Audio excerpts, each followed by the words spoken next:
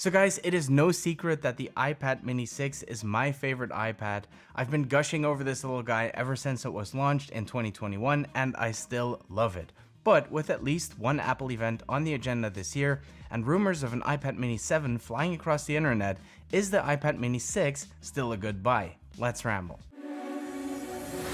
Hold up, face go wild when I pull up. They all on me like they want some. Hey, what is up guys? It's great to see you all again, and if you're new here, I'm Patrick and this is where I ramble about tech and other stuff. So yeah, if you've been to this channel at all, you already know I'm a huge fan of the iPad mini 6. Apple threw us a complete curveball when the mini was launched in September of 2021. We didn't see it coming, or at least I didn't, but when Apple showed it during their fall event, I lost all interest in the iPhone 13, and for some reason I got completely obsessed with the mini. I just had to have it, and to this day, I haven't had a single regret. It is by no means the best iPad, nor is it the most powerful one, but it is 100% the most fun to use. I think that one of the reasons I appreciate it so much is that I've gradually fallen out of love with Apple's larger iPads. I used to be all about the iPad Pro. In fact, it was the 2020 iPad Pro that got this channel started.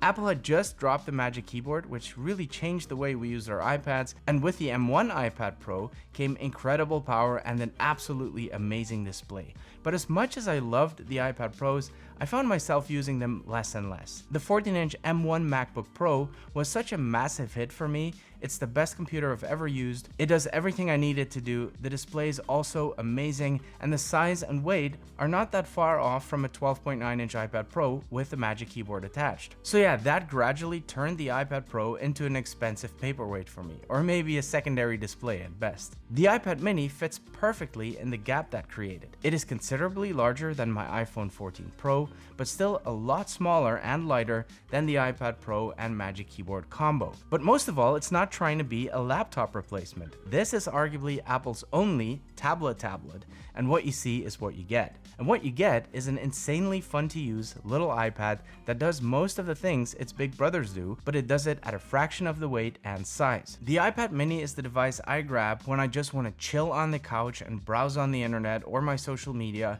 It's also surprisingly great for vertical content like TikTok because of the size and the dimensions, and the fact that it feels super natural to use it in portrait mode, unlike larger tablets that feel like they should be used in landscape mode. I can flick through it for hours without my arms getting fatigued at all. It is also the tablet I grab when I want to watch a quick Netflix show in bed when Patty's asleep and I don't want to bother her by turning on the TV. Handheld gaming is another clear win for the iPad mini.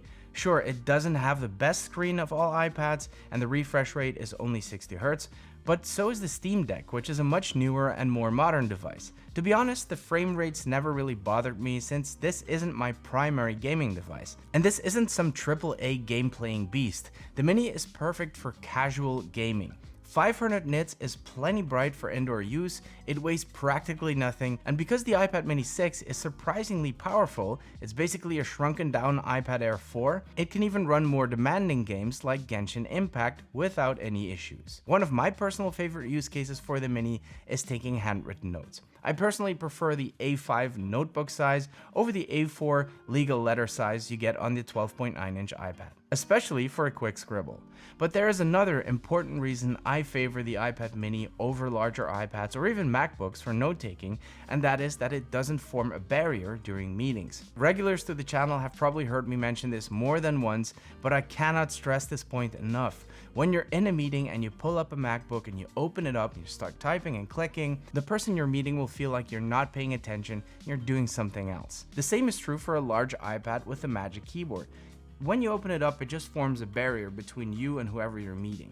The mini, on the other hand, gives the exact opposite impression.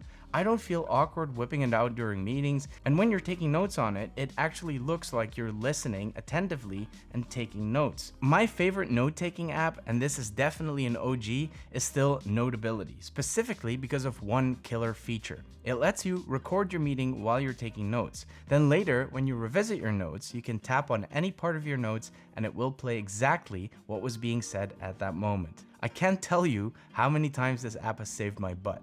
This next point I feel is often overlooked, and that is that the iPad mini 6 is the perfect companion to use alongside your MacBook, whether it's just to get that little bit of extra screen real estate or by using an actual companion app. I'm a huge fan of Elgato Stream Decks to boost my productivity on a Mac, using all kinds of hotkeys and shortcuts. The problem is that Stream Decks are meant to stay on your desk. You're not going to lug those around when you're traveling or working in a coffee shop. Well, Elgato also has an app that emulates the behavior of your Stream Deck, so you basically carry a copy of your Stream Deck on your iPad mini. All you have to do is prop it up next to your MacBook and boom, Stream Deck on the go. Anyway, long story short, the iPad mini 6, even though it came out in 2021, is still a fantastic little device and I can recommend it to anyone. However, right now, I would advise you to wait because it is very likely that the iPad mini 7 is coming fairly soon, either later this year or the beginning of next year.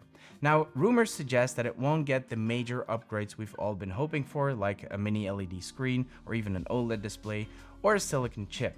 We don't expect any major design changes either, since the iPad mini 6 was a pretty dramatic overhaul from its predecessor, whereby it was given the same boxy design as the rest of the iPads in the current lineup. It's rumored that it will be an incremental spec upgrade, focusing mainly on a newer processor, most likely the A17, which will also be found inside the new iPhone 15s, or the Pro models of the iPhone 15 anyway. Having said that, one of the biggest complaints about the iPad mini 6 has been that the entry-level one has only 64 gigs of RAM. I'm sorry, but that's just not enough these days, and it doesn't justify the relatively hefty price tag of $499 US. And to make it worse, there was no 128 gigabytes option. It was either 64 gigs or 256 gigs, which is quite a big jump, both in storage and price. 120 gigabytes is still the sweet spot for most basic users, and I would be very surprised if Apple were to keep that 64 gigabyte version this year. In other words, the very base model would start at 128 gigabytes,